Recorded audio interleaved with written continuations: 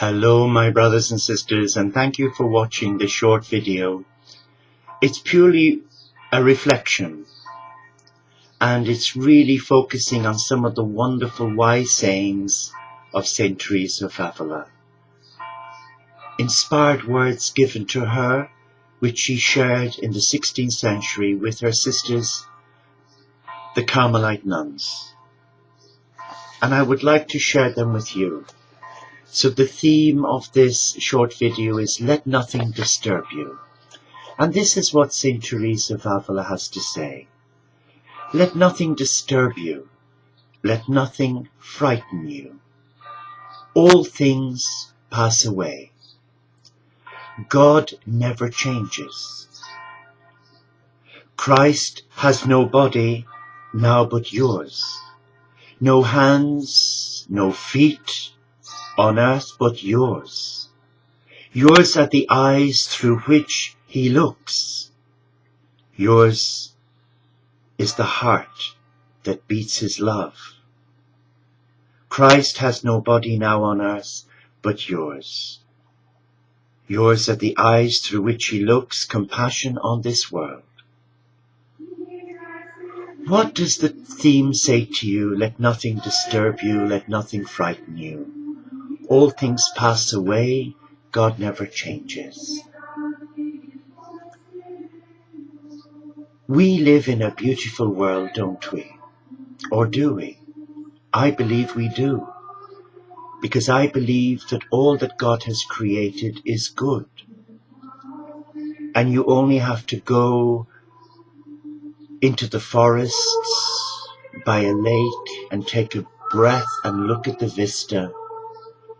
You only have to switch off the mind, close the ears, close the mouth, and sit quietly in silence, as St. Francis of Assisi guided his followers to do. And for me, creation is the cathedral of life. And in that creation, we have a wonderful mother, Mother Earth, Gaia, with her elementals and devas and the nature spirits, who nurture us, who provide for us. Oh yes, they provide the food for us. And yet mankind has interfered with the natural process of things. Chemical spraying for a fast turnaround. Feeding the animals such as the cows, the cattle and sheep, particularly the cattle. All these chemicals and hormones to fatten their meat. And many of us have become intolerant of a lot of the chemicals that are given to us in the food chain. But we trust in a loving God when we come into that cathedral of life and we hear the birds singing to God, the choristers of God. So how can anything disturb us when we are at complete stillness within our being? But yes, in this world today, there are factions. Why is that? Why are so many people unhappy? You only have to walk along Oxford Road or in one of the major cities such as in Paris, the Champs-Élysées, in Rome, around the Vatican, in America, in Washington, New York, Times Square, and everybody's rushing. Everybody is toing and froing, pushing and shoving. And many who are pushing and shoving, they don't have a happy face. There's an anger. Why is that?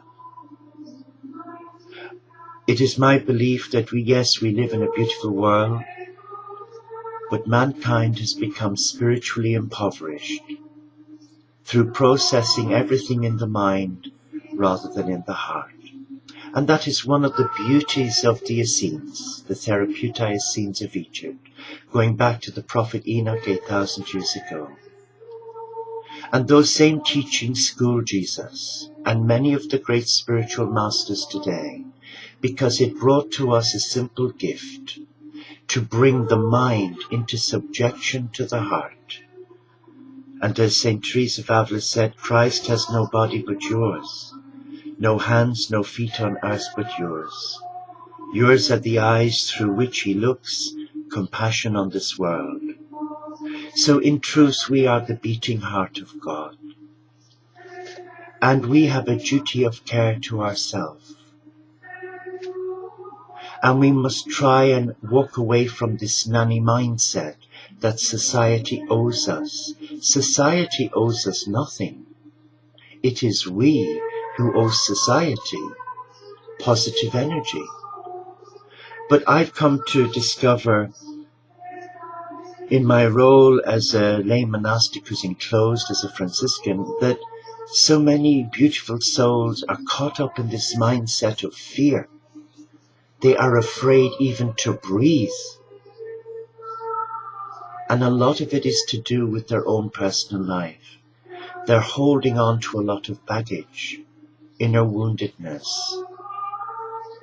And that fear mindset has become cancerous, and it's eating away at a heart of love, a heart created by God, to enjoy the mystery of life and embrace the mystical heart of all faiths and none. Let me share this lovely prayer from St. Teresa of Avila. Lord, grant that I may always allow myself to be guided by you, always follow your plans, and perfectly accomplish your holy will. Grant that in all things, great and small, today and all the days of my life, I may do whatever you require of me. Help me respond in the slightest prompting of your grace, so that I may be your trustworthy instrument for your honor. May your will be done in time and in eternity by me, in me and through me. Amen. That is a beautiful prayer. It's an open invitation, isn't it? To surrender the heart to a loving God. And the word surrender, I've discovered from befriending some of our oblates when they were doing the Tree of Life course, it just blew them away. They couldn't handle it because they came to it from their head center. A head center that has been tortured and exposed to lots of unpleasantries in their life. Woundedness not caused by them, but woundedness nonetheless that they were subjected to at an early age. So it is not easy to hear those words surrender, because for many people it implies defeat or handing back your power to someone for them to abuse you, control you.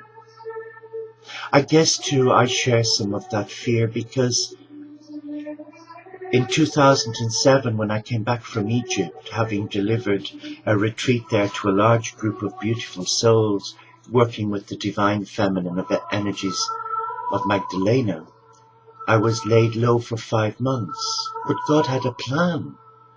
Oh yes, I was focused on my mind and what was this saying and all of that. And then I realized in my heart in prayer, Jesus was asking me, surrender, come back to him. And my head immediately thought of, oh no, I can't go back into the Catholic Church, into a monastery. I'll die.